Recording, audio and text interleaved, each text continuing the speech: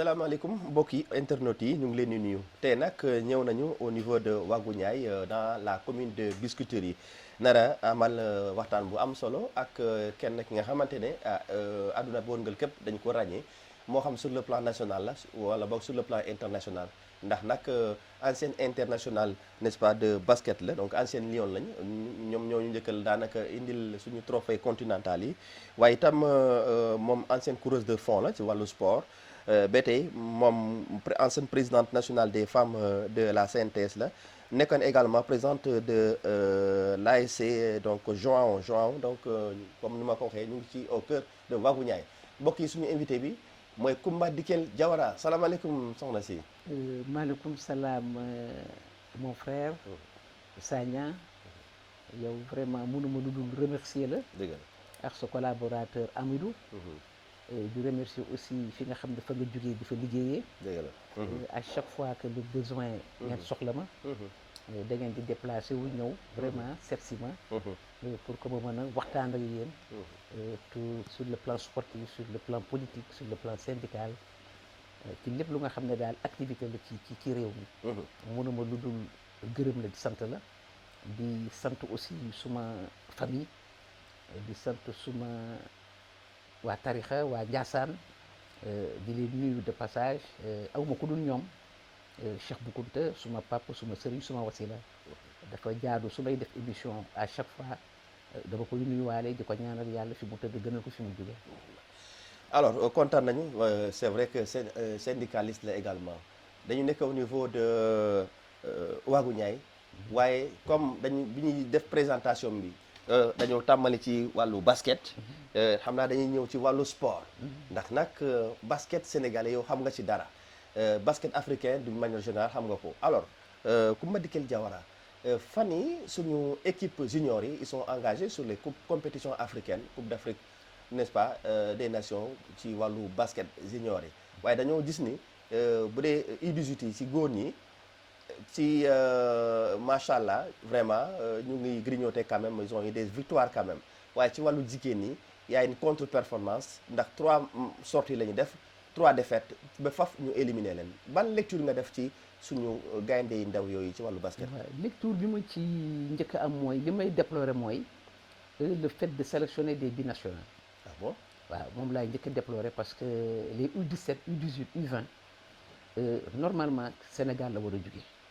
ah bon waaw parce que sont les cadettes et les juniors ñoom ñoo war a compétir ci compétition internationale boobu gisuma ci lu waral ñu tax di jëli ji ay fii ba à l'étranger di leen indi pour ñu représenter le Sénégal dans cette compétition. ah bon suñu amoon parce que le fait que ñu dóor leen yenn pour que ces joueuses là mën a accéder à l'élite parce que am na championnat cadette minime junior senior su tegu woon dans les règles de l'art kon du ñu dem di jël ay binationaux ñuy ñëw di compétir sur le plan de représenter le Sénégal dans cette coupe d'Afrique waroon na mën a jóge Sénégal pour dem foofu le fait que ñu dóor leen aussi tamit loolu tamit ça pose beaucoup de problèmes boo leen xoolee nga xam ne y a des carences y a des lacunes nga xam ne am na vraiment ñun dañu jàng basket boo gisee ñuy def ay performance ci basket dañ ko jàng dañuy jaar mini basket def critérium mini basket. mais l'arrivée des binationaux là yu ngi wax noonu normalement waroon na gën a renforcer donc parce que aussi am nañu beneen expérience ailleurs wala. non pourquoi jël ay binationaux boo demee Mali jëluñu ay binationaux. ah déedéet pourquoi jël ci fii ñuy jouer junior si on avait un bon championnat ci petite catégorie kon doo dem di jël ay binationaux ñuy compétir demoon naa ne su ñu amoon une bonne politique sportive kon lii duñu daan. kon da nga jàpp ni suñu championnat bi ci boppam la ñu war a xoolaat. championnat bi ci boppam la ñu war a xoolaat. ci wàllu niveau bi toute wala catégorie confondue. ah oui waaw toute catégorie confondue dañu war a xool le championnat dañ ko war a xoolaat teg lépp dans les règles de l'art am un bon directeur technique am une bonne politique sportive bu nga xam ne day dem ba à travers les régions parce que ñi nga yóbbu ñi tey jii jëli leen à l'étranger ñëw mais mënoon nga leen jël au niveau des régions au niveau de Kédougou de Tamba. oui Bokki Diawé Louga Mbour. il y a des compétences. il y a des gens il y a des gosses qui jouent au basket. ah est-ce que ñu ngi compétir wala suñ compétition bu ñu dee compétir aussi ils sont pas réguliers seen championnat da ngay jóg 4 matchs 3 matchs ñu ne le championnat bi jeex na et ce qui n'est pas normal manque d'une politique sportive mooy indi lii yëpp.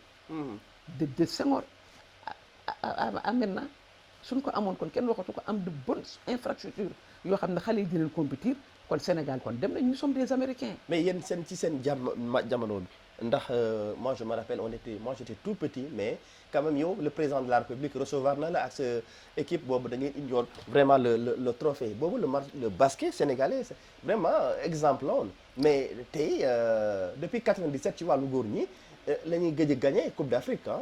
ci la ñu gëj a gagné Coupe d'Afrique parce que ñun suñu génération dañu jàng basket li ma la wax rek basket da nga koy jàng soo bëggee am de bons résultats da nga koy jàng. da nga koy jàng parce que on avait de bons encadreurs ku ci mel ni ñoom Pa Busnel ñoom Pa Bliss ñoom Kona ñoom Lune Diop ñoom ñëpp ñoom Kader Diallo ndom si yàlla si ñoom ñëpp dañu daan tàggat les basketteuses sur le mini basket le BAB muy ASFO muy GIA muy Bopp muy Jaraaf ba ci waa Teg Raay Rufisque ñoom ñëpp dañ daan compétir te daawuñu y avait pas d'école de basket. daawuñu fay pour jàng basket. oui d'accord. daawuñu fay actuellement école de basket yi bari na. club de basket yi bari na te du ñu jàngal xale yi li nga xam ne mooy basket. duñu leen ko jàngal parce que ku ci ne yaa ngi ber sa daara pour lan def ko sa gagne-pain di entraîner ay xale te ñun suñu jamono daawuñu fay pour jàng basket. dañ daan dem di entraîner ji à Bopp wala ci entraîner ji Jaraaf wala GIA wala à Fonctionnaire ñooñu jël seen ay temps def ko ci ñun loo xam ne ñu dëgg tey ñu nekk de très grandes joueuses. mais si on prend la sélection nationale pourtant il y a de grands noms du basket ñu mel ni ay Gorgui Sy Dieng ñu mel ni Desagana Diop parce que damay citer noonu rek. ñu mel ni Youssou Ndoye. ñu mel ni ñeneen ak ñeneen nii mais jusqu'à présent est-ce que c'est un problème n'est-ce pas d'entraîneur ou bien c'est un problème d'homme sur le terrain parce que ba tey 97 ba léegi aucun trophée ça pose problème. parce que même ñi nga tudd léegi am na ñu leen jiitu. ouais c'est ça ñi nga tudd ñooñu léegi nii c'est récent. oui ñooñu suñu ay doom lañu am na ñu nga xam ne ñoo leen jiitu te ils ont fait les beaux jours de l'équipe nationale du Sénégal. waaw ñoom ñoo gagné ba 97 ñii soog a ñëw. les Youssou Ndoye les Gorgui Sy Dieng ñëw. y avait les Yamar Samb ñoom ñu ngi ci woon ci équipe nationale les Moussa Mbengue yaay de Adidas les Mame Gorgui Ndiaye. les Toto Lopez ñoom Badouba ñoom Gaucher Diop ñoom ñëpp dañu indil Sénégal ay raay ci. mais pourquoi est-ce que on a mis à l'écart véritablement ñi nga xamante ne xamoon nañu basket vraiment les acteurs ñu mel ni yéen par exemple est-ce que loolu tamit amul fa. loolu aussi tam am na parce que boo nekkee président de fédération aussi da nga war a ratisser large. waaw waroo seet kii moo ànd ak man wala kii àndul ak man. waaw oui c'est vrai c'est une parce que affaire bu nationale fekkee ne parce que président fédération. sont les ligues ñoo koy fal. ak les clubs. oui ñoom ñooy fal le président de la fédération. oui mais tey jii su fekkee ne yow d'accord la ci président de fédération bi falu su boobaa mën am ñeneen mën nañ ko fal mais ñi nga xam ne ñoo ko fal aussi tamit ñoom ils ont leur part de responsabilité sur le développement du sport au Sénégal. parce que nit ki boo ko dee fal da ngay fal ki nga xam ne boo ko tegee dina mën a indi une bonne politique sportive. avec un bon directeur technique te dina mën a am poñ bu nga xam ne dina rehausser le basket fa mu ko fekkoon dina ko gën a rehausser dina ko yéegal fu kaw ba nga xam ne bu ëllëgee la ñu amoon démb ak barke démb dinañ ko am tey mais actuellement il faut qu'on revienne à l'orthodoxie. d'accord pour que ñu mën a gagner. mais tey boo xoolee les prochaines campagnes surtout Coupe d'Afrique yi nga xamante ñu ngi koy waajal moo xam ci wàllu góor ñi la wala ci wàllu jigéen ñi tey. Quelles sont les chances du Sénégal face à des équipes comme l'Angola comme ay Égypte ay Tunisie ay Cameroun Côte d'Ivoire tey jii noo gisee suñu chance yi. loolu dina suñu liggéeyul. parce que liggéeyuñu pour mën a dab ñooñu. waaw parce que ñooñu dañu liggéey. ñooñu wax nga Angola dañu am ay infrastructures yu baax. yoo xam ne dina permettre seen ay joueurs ñu évoluer wu ba nga xam ne sur le plan technique tactique danañu amélioré wu. boo nee Égypte aussi pareil Égypte dañ leen daan dóor rek mais terewul bu ñu leen dóoree bu ñu demee dañuy defarwaat ñëwaat ba actuellement pour nga dóor leen c'est tout un problème. Côte d'Ivoire aussi c'est pareil. il faut que ñu liggéeyaat Sagna. il faut que le Sénégal liggéeyaat ñu am une bonne politique sportive toog waxtaan ak état def les assises du basketball teg ko sur la table régalienne pour que le basketball sénégalais dem de l'avant. Il faut qu'on revienne à l'orthodoxie. Tout à fait.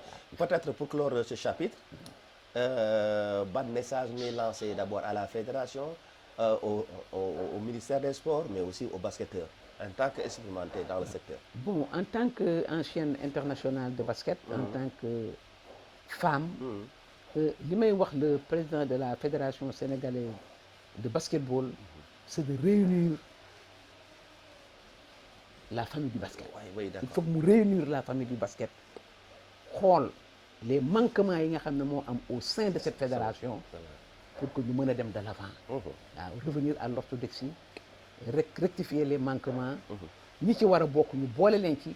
kenn bañ a wax ne que kii def ma contre kii bëgguma ko, lépp c'est pour développer le basket au Sénégal. Parce que on est très en retard par rapport aux autres pays. waaw il faut que les BAB du basket ñu jàngal xale yi basket, jàngal leen basket sur tout l'étendue du territoire national, am de bonnes infrastructures, une bonne politique sportive moo ñu ci mën a génne. Sans cela du ñu dem. D'accord. Alors Coumba Dikel Diawara xam naa dañuy jóge ci wàllu sport. Bon, c'est vrai que maintenant fàtte woon naa la laaj parce que nag on a beaucoup parlé de basket, mais peut-être vous avez vu le problème, dañuy wax tuuti rek ci football. ndax nag le Sénégal a participé à la Coupe d'Afrique, à la Coupe du Monde. ñëpp jàpp nañu vraiment une des équipes favorites pour mondial bi, waaye gis nañu ne comme ni tubaab yi waxee, la montagne a accouché d'une souris. ndax nag on a été éliminé de manière vraiment catastrophique après avoir mené 2-0 contre la Belgique. La Belgique. Sagna, nous avons une très bonne équipe. Nous avons de bons joueurs. Équipe football, dañu sàggane équipe bu football bi après le championnat d'Afrique. Parce que le fait de prendre la coupe, on a gagné, on est champion d'Afrique, mais le fait de sillonner ces pays-là, di dem à travers toutes les régions, d'accord, c'était pas la peine. Parce que ñu bëri jàpp nañu ne c'était pas la peine, c'est une perte de temps. Parce que voilà dañu doon waajal coupe du monde bi. yaa ngi préparer coupe du monde, l'essentiel que ñeneen mënoon nañu yóbbu coupe yi à travers les régions, yóbbu ko ci école yi, motiver xale yi mu nekk stimulant pour cette jeunesse-là, mais defuñu ko. Dañu topp rek engouement bi di dem bàyyi li nga xam ne mi ngi suñu kanam mooy la préparation du championnat du monde. On a une très bonne équipe, beaucoup de joueurs à travers le monde supporter l'équipe du Sénégal. Parce que xool nañu équipe Sénégal football na dafa séduire na le monde entier. Sincèrement. te tamit aussi li gën a am indi problème au sein de l'équipe mooy man ce que je déplore mooy la génération de 2002 bi nekk autour de l'équipe. waaw kooku man je le déplore. waaw jàppoon ni ils sont pas d'un apport. non amul apport parce que cette génération certes bu ñoom Sadio Mané footballé ak ñeneen football xëy na ñoom ñoo tax ñu football parce que ñoom ils n'ont rien gagné. ils n'ont fi benn coupe. Ils n'ont rien gagné. Autour de l'équipe nationale du Sénégal dañu waroon xool de vrais techniciens ñi nga xam ne ay footballeurs nañu ñu jël leen dugal leen autour de l'équipe ñu accompagner le coach. Mais cette génération de 2002 là autour de l'équipe depuis 10 ans c'est ce qui n'est pas normal. Mais on parle aussi des choix contestés du coach aussi le choix du coach bi ci boppam dafa war a am des conseillers. Oui, d'accord. Le coach suma doom la. Il habite Biscuiterie. Oui, Pape Thiaw. C'est un pur produit de la zone 3. Il le dit ça d'ailleurs. Waaw, c'est un pur produit de la zone 3 et de NGB, mais xaw na tuuti défaillir sur son comportement, même pour le problème de son contrat. Il devait négocier le contrat avant d'aller en Coupe du Monde. Parce que ça pose un problème. Waaw, parce que le fait de ne pas signer son contrat wàññi na lu bëri ci équipe bi. Son comportement, le comportement des dirigeants foofu. Et le fait que ñuy dem di drainer dirigeants yu bëri derrière. Ah oui, ça aussi. Amul sens. On gaspille beaucoup de millions. Yóbbu nañ ci hôtel boo xam ne c'est en face cimetière la. On a parlé de beaucoup de choses. boo xam ne nit ñi bu ñu enterré seen moor yi. ci hôtel boobu ni ñuy ñëw. def seen ay présenter seen ay condoléances. waaw te FIFA wutaloon nañu hôtel. Il devait accepter hôtel bi nga xam ne la FIFA moom la ñu joxoon. Mais le fait que mu dem ci hôtel boobu aussi tamit ça pénaliser l'équipe aussi. Avec parce que entrée au sortie dafa bari te compétition internationale il faut nga am temps de repos pour nga mën a am un bon mental. Lekk gi aussi ça pose problème le fait d'envoyer un cuisinier bi toggul xale yi dem di jënd ji lekk aussi parce que ñoom ñoo ñu ko wax ñun on n'était pas sur le Ouais, terrain. ouais. Aussi yow tamit ça pose problème pour l'équipe. waxante dëgg. Le directeur technique bi nga xam ne c'était Mayacine Mar il a quitté le Sénégal pour dem ci beneen pays mais da nga koy gisaat mu revenir sur le banc de touche. Et ce qui n'est pas normal. Le secrétaire général je crois que c'est Ablaye Sow. Il vient après le président c'est lui qui décide tout et ce qui n'est pas normal. C'est vrai. waaw le président de la fédération moom ki jëmu boppam aussi tamit y a les responsabilités seront partagées Pape Thiaw moom du moom rek moom moo fautif. C'est clair. waaw ñi fote bari na. moo tax il faut que ñu rendre des comptes yoo xam ne nit ñi dinañu mën a xam ba xam. fan la problème bi féetee. D'accord. waaw loolu moom moo yàq équipe bi. dëgg yóbbu seen ay yu ma kenn xamul. c'était la bamboula quoi. waaw et c'est pas normal. waaw pour une équipe comme le Sénégal. pour un pays comme le Sénégal. dem di compétir ñëpp di ko xaar yow nga jouer avec la Belgique. oui ba mu des 5 minutes de jeu. ñu remonté la. su may foofu aussi tamit manque de mental la. changement yi coach bi def aussi tamit ça pénalise l'équipe. parce que équipe soo ko mënee nga xam ni ay te grand gabarit mi ngi génnee di dugal ay attaquants mais tegal ko 4-4-2. indil ko défense 4-4-2 boo xam ne dañuy fàttu fépp dara du jàll. 5 minutes de jeu neex na gérer mais da nga génnee sa ay attaquants indi ñeneen c'est ce qui nous a pénalisé.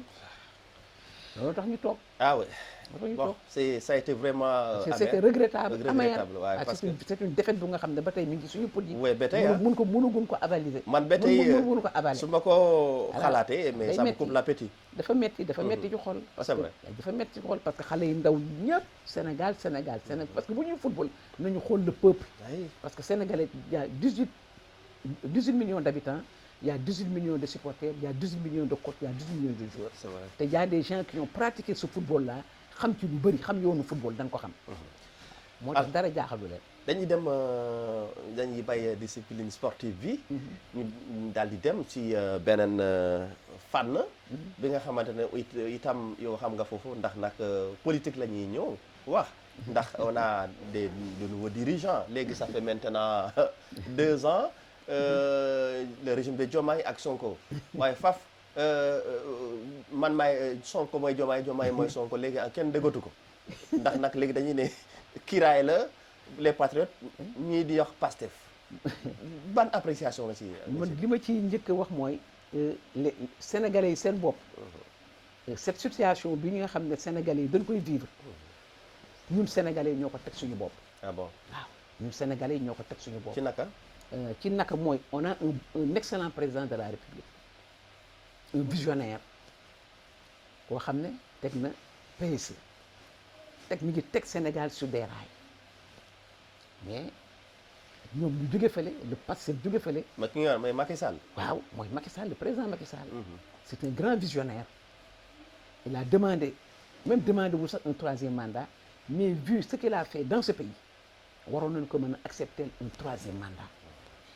pour que mu eggali mbébétam au Sénégal mais sénégalais yi bëgguñu ko woon te dañu ne Pastef Diomaye mooy Sonko mooy Diomaye situation bi Sénégal di vivre bu ñu nekk ni au 4e sous-sol du Sonko ak Diomaye rek l'opposition est là-dedans voilà ñi nga xam ne dañu àndoon ak Sonko di décrier que Macky Sall warul def 3e mandat ils sont comptables ci situation bi nga xam ne Sénégalais yi moom la ñuy dund man du ma tàyyee di ko wax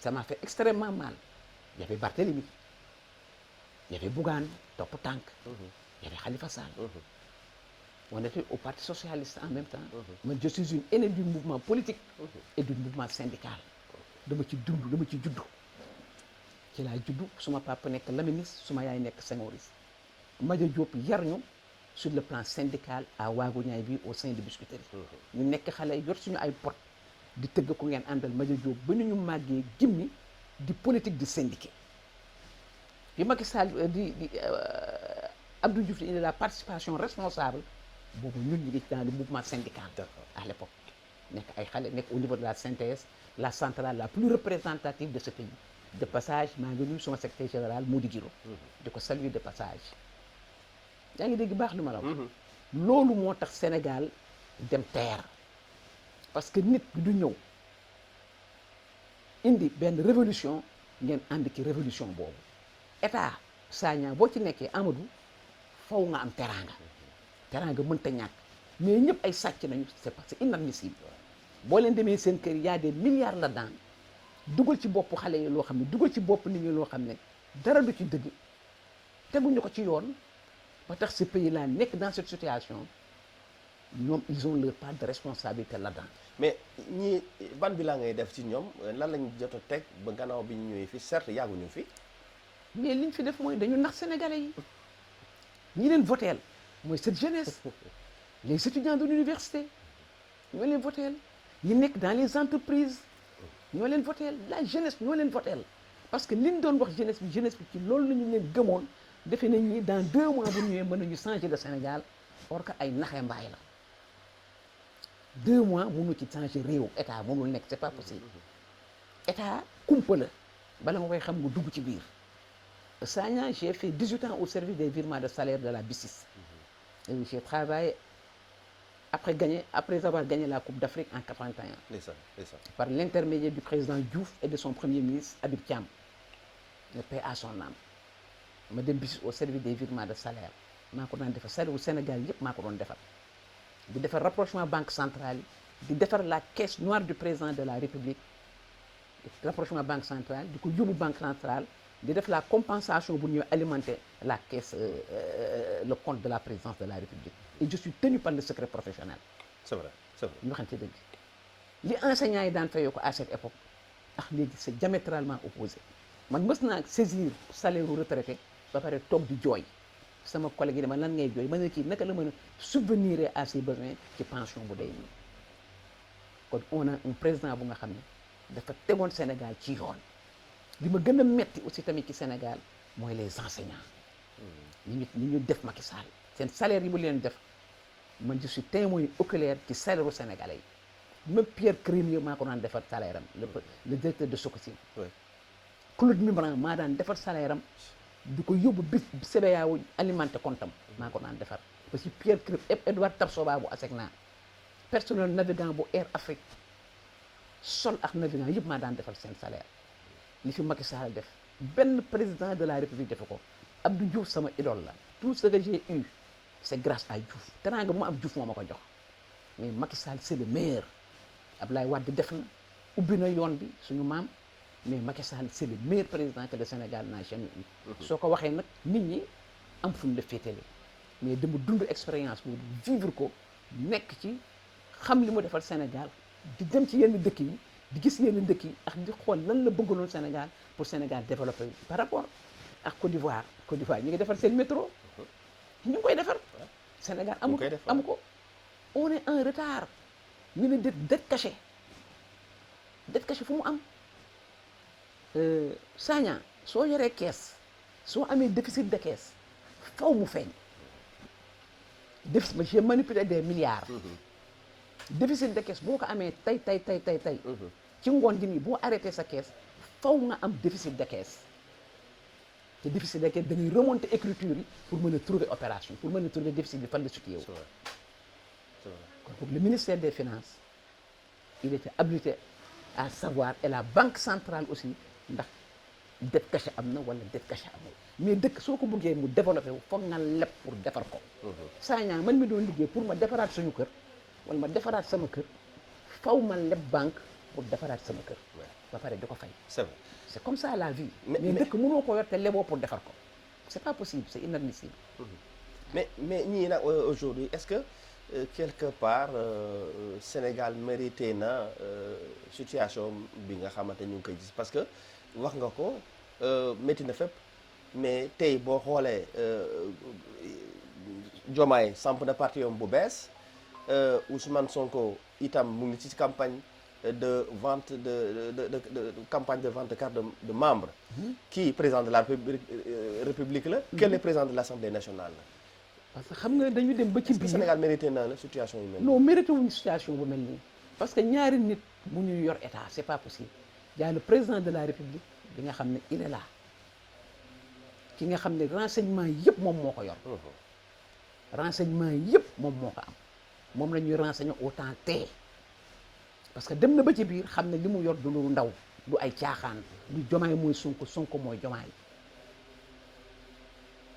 mu jël lépp jox le premier ministre ne je veux un premier ministre fort mu teg un premier ministre bu teg son gouvernement ñu dem élection législative ne na nan leen bàyyi ñu liggéey assemblée nationale les 130 députés revient parti Pastef ñu fa am ñoom majoritaire day jàll kon boobu waroon nañu liggéeyal Sénégal parce que nit ñi lu ñu wax ñu ne bàyyi leen ñu liggéey mais lii ñu indil nii dans ce pays là et c'est vraiment regrettable ñu dem ba ci biir xale yi étudiants yi am déception xale yi au sein des entreprises ñu dàq leen ñi nga xam ne seen yaay dañu liggéey ba retraité bien que seen ay doom jàng nañu ñu fexe ba seen doom nekk fa ñoom ñëpp dañu nekk en chômage bi c'est inadmissible dans ce pays man nekk naa France daaw am ku ma woo ma ne ko sama wéeb 900 moo ci des mu ne ma yónnee ko man ndax ma mën a ndékki aw ma lu ma ndékkee ce qui n'est pas normal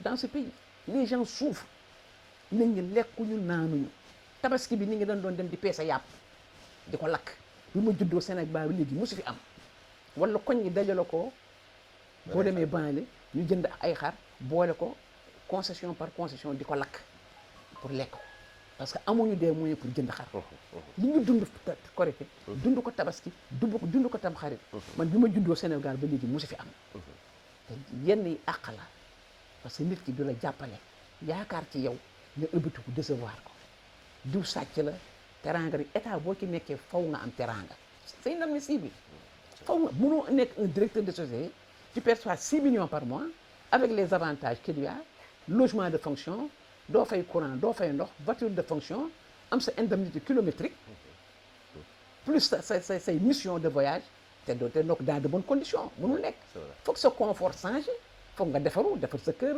tabax sa kër boo amee terrain defarwaat parce que mënoo toog nekk directeur ba pare 6 millions par mois ou 7 millions par mois pare toog ba nga fa jógee te amuloo dara kooku nit du ko def. mais est-ce que aussi ñoom il voulait pas amener une certaine rupture par rapport certes oui li ngay wax nii mais ci yenn régime yi aussi yoon nañu vraiment benn genre exagération léeg-léeg nit ki am xaalis boo xamante ne dafay kawee suñu jort fan la ko jëlee aussi ça aussi on reprochait ça au régime précédent de Macky de Abdoulaye Wade ak yu mel surtout.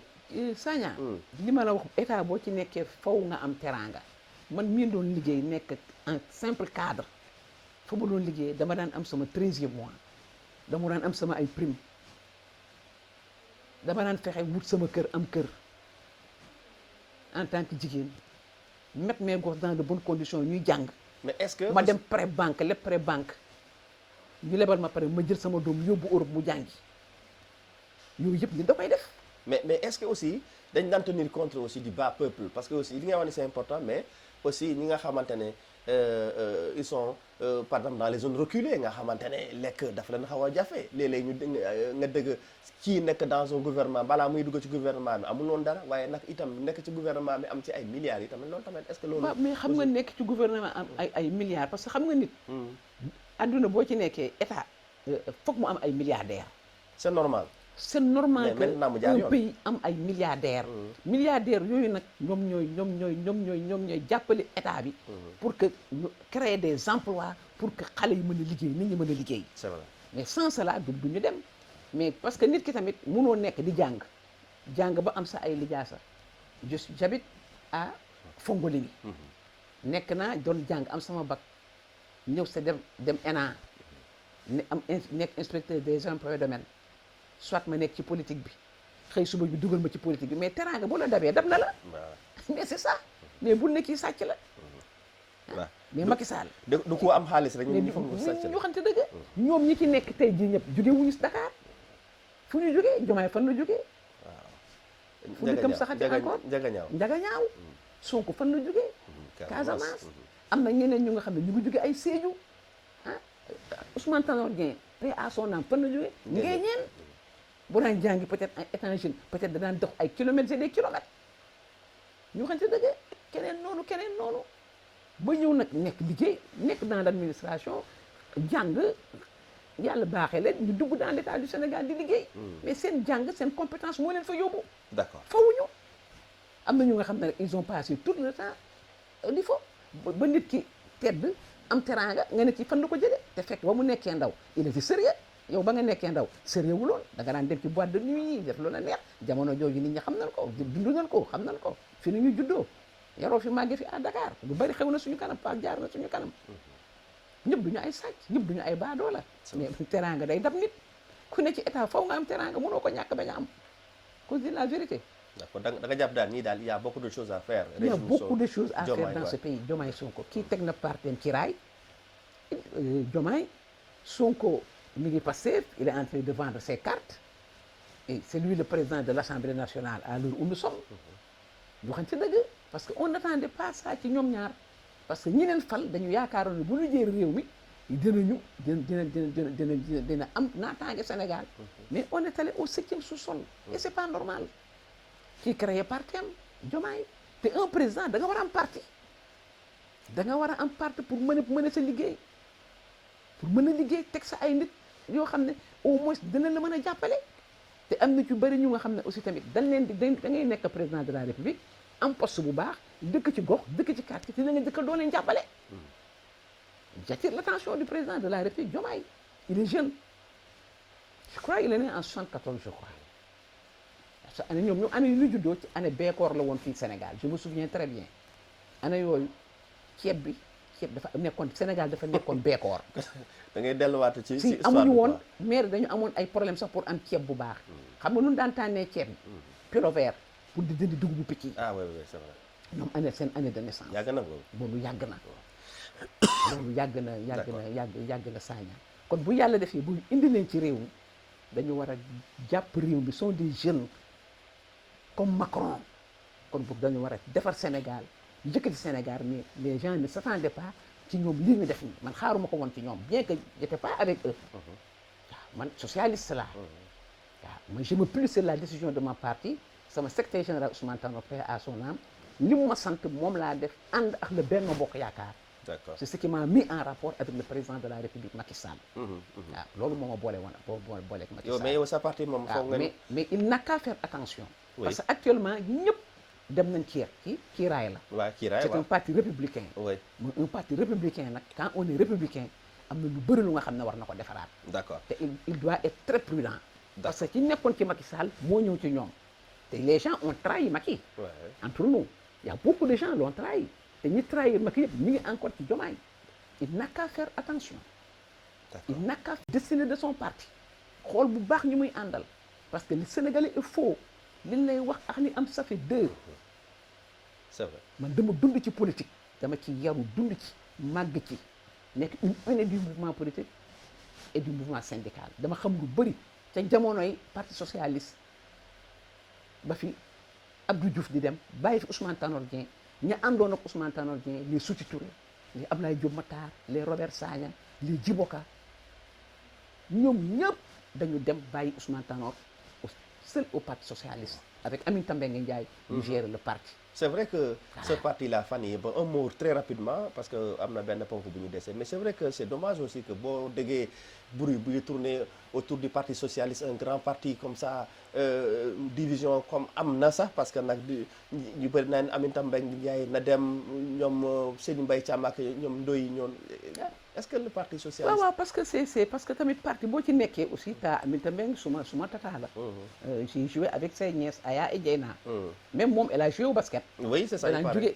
Iba Mar Diop danaan lancer poids bu ñëwee en face boobu fa la sa rek dëkkoon la femme du professeur Idrissa Pouye paix à son âme c'est sa grande sœur ñuy basket mais boo nekkee ci lëf ba mu yàgg nga xam ne teraanga bu ne jaar na ci sa loxo war nga mën a xool parti bi nga rajeunir sa parti waaw pour mën a sortir la tête haute.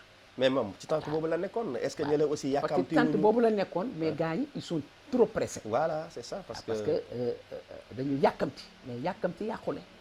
parce que ñoom it Serigne Mbaye Thiam yàgg nañ ci parti bi ñoom Aliou Ndoye yàgg nañ ci parti bi ñeneen ak ñeneen yàgg nañ ci parti bi y a des jeunes yu nga xam ne man gis naa ñoo xam ne jóge nañu parti socialiste dem ànd ak Diomaye ci kiiraay la tudd noonu dem ci parti boobu lépp kiiraay boobu dem ci loolu yëpp ñu koy indi mooy xaar bu yàgg joxul ñu la sa li nga xam ne moom nga yooyoo nga mer dem sa yoon loolu aussi il faut qu'on évite d'accord il faut qu'on évite de rajeunir les partis di ko jox jeunes yi parce que encadré neen ba egsi fii il faut que ñu jox jeunes yi seen chance aussi ñoom tamit ñu mën a dem c'est ça le problème.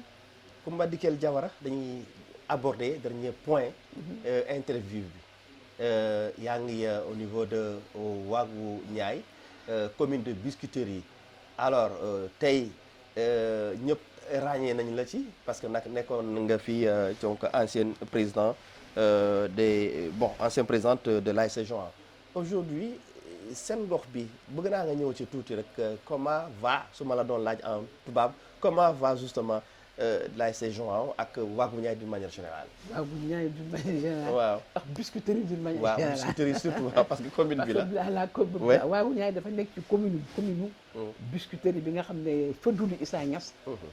moo ko yoroon à l'époque paix à son âme ba actuellement le maire.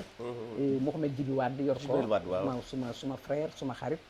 toujours dama koy tooñ di ko wax naka c'est le meilleur des maires. toujours moom laa koy tooñee. te muy def lu baax aussi tamit ci commune bi. wax dëgg yàlla di jàppali jeunesse bi di jàppali nit ñi. mais xam nga dara mëtul nag. waaw nit moom mënoo mëtale yëpp. waaw mu am tuuti ay faay. suñu ñëwee ci ASC Jaon aussi ASC Jaon dafa nekkoon jeunesse amicale de Ouagou Niayes. jeunesse amicale de Ouagou Niayes représenté woon na le Sénégal en Gambie. joué en Gambie représenté l'équipe nationale du Sénégal. au temps de Moulay Idriss Diouf. oui. waaw ñoom représenté woon ci lañu ëlbati ko woon nag def ko. ñoom Kona ñoom Laurent Cissé ñoom Pep Babacar Mbaye ñoom Zimbo ñoom Dieye. le latéral le bel homme paix à son âme. ñoom ñoo nekkoon ci équipe bi représenté Sénégal ñu dem jouer ci Gambie ba ñu def ko Jaon football club sur la création de Moulay Idriss Diouf.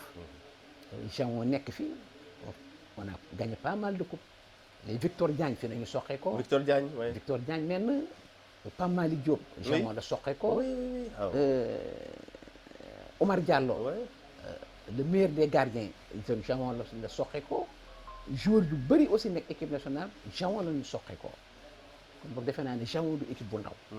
man su ma demee ba jël nekk président ASC football Jaon c'est grâce à Moulay Idriss Diouf.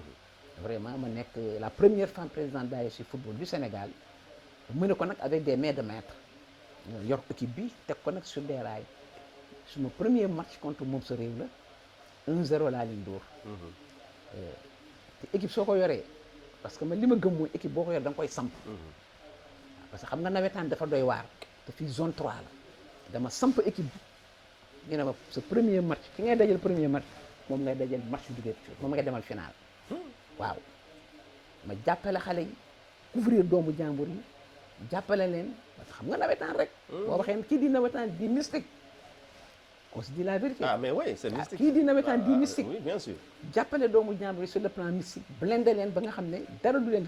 waaw xonjom yi parce que ay doomu jàmbur lañ. waaw c'est vrai. ma dem final contre moom sa réew ñu dóor ma 1-0 foofu sax li may wax Sénégal rek Sénégal bugguñu koy dem dan ma xeex. ah oui d'accord ah oui. dan ma xeex ba le jour final bi ñu mettre ma en mal avec les joueurs. ñan ñoo la xeex.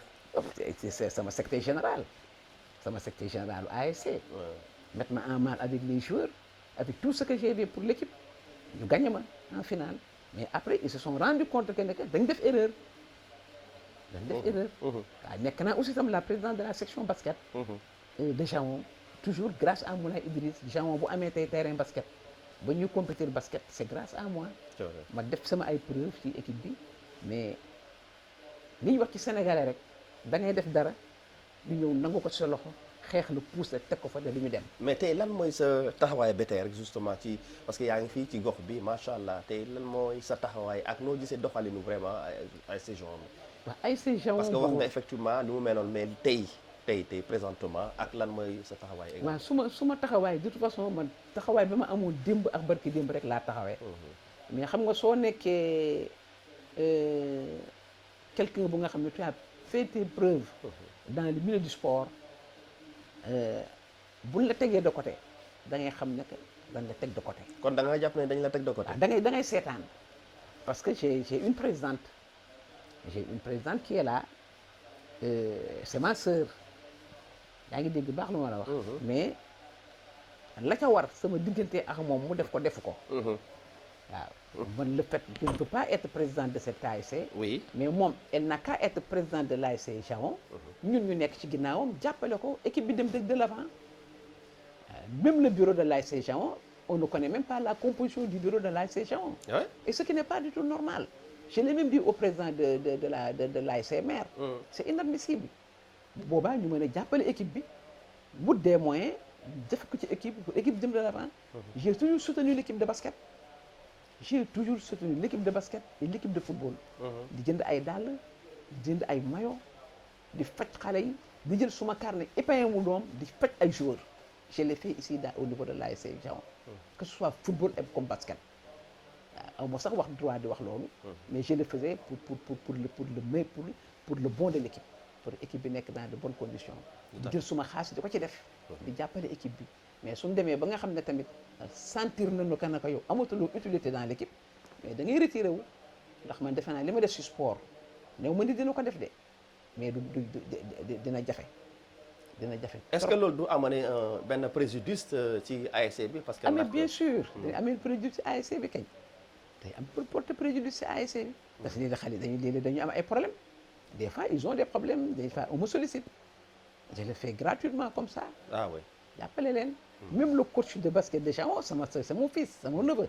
ci kër gi la dëkk. mais de façon man je ne dis rien dama leen di seetaan rek. di leen souhaiter que ñu def de bons résultats. xam ne basket sport bu ñu nee sport collectif. c'est tout le monde doit être autour de l'équipe. jàppale équipe bi pour équipe bi mën a dem de l'avant. parce que lu kenn mën fukk koo dàq.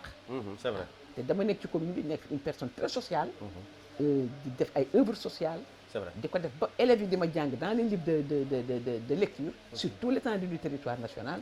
à la découverte du monde. la classe CE2 yi.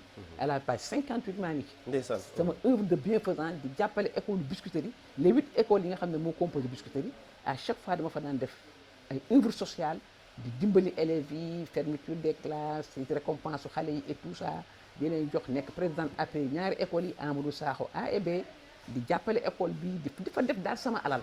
di ko fa def moo tax waa IA de Grand Dakar.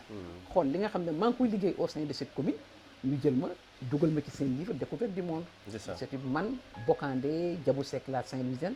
ak Djili Mbaye. même y a des enseignants yu nga xam ne su ñuy def seen truc pédagogique yooyu. boo demee waa pédagogue bu Guédiawaye. bu ci enseignant bi yemee ci page boobu inspection ñëw on m'appelle.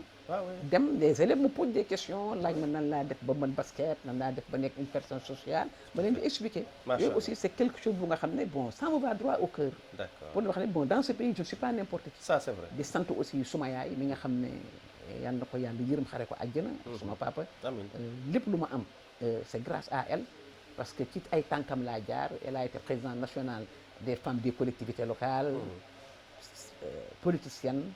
syndicaliste ma jël même chemin que moom et je lui dois beaucoup. merci. Coumba Dikel Diawara egg nañu ci njeextalu émission bi en tout cas entretien bi jeex na.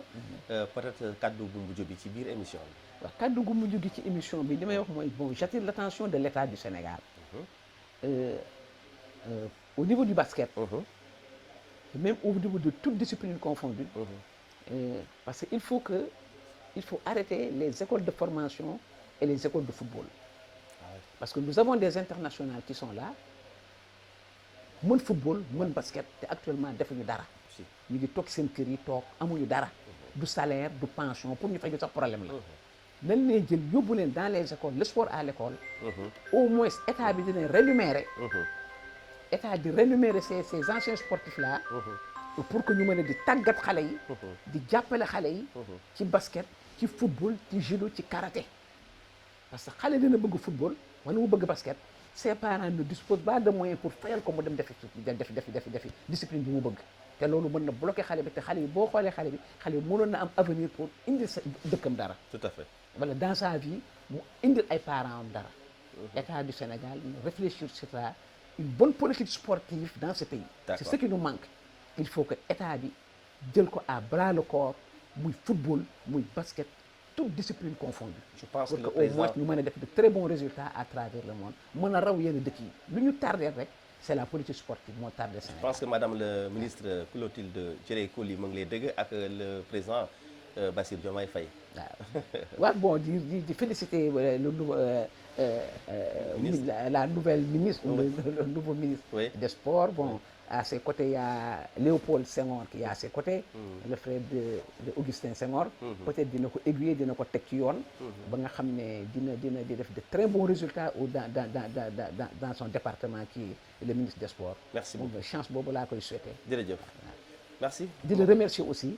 merci di remercier aussi Amadou waaw. comme vous l'habitude de venir me rendre visite. c'est vrai. di ma laaj suma contribution sur C'est vrai. le développement du sport. Merci. sama contribution sur la politique, problème mu syndicaliste aussi. Merci du ma beaucoup. tàyyi aussi tamit di remercier suma secrétaire général. Jërëjëf. ak la présidente nationale des femmes de la synthèse. ak les membres le bureau confédéral de la synthèse. di leen nuyu parce que gën ngeen ma gis. dëgg la comme j'étais malade, j'étais absente presque 1 an et demi. Ouais, j'étais en c'est vrai. France. Gëjoon nañu la gis, c'est waaw vrai. pour me soigner. C'est ma vrai. leen di nuyu bu baax. di leen def Alhamdulillah. un gros coucou à tout le monde. tout à fait. Merci beaucoup. merci beaucoup mbokk yi suñu entretien bi tey Coumba Dikel Diawara ancienne internationale de basket moom lañ doon dalal incha allah ci beneen numéro ak beneen invité jërëjëf au revoir.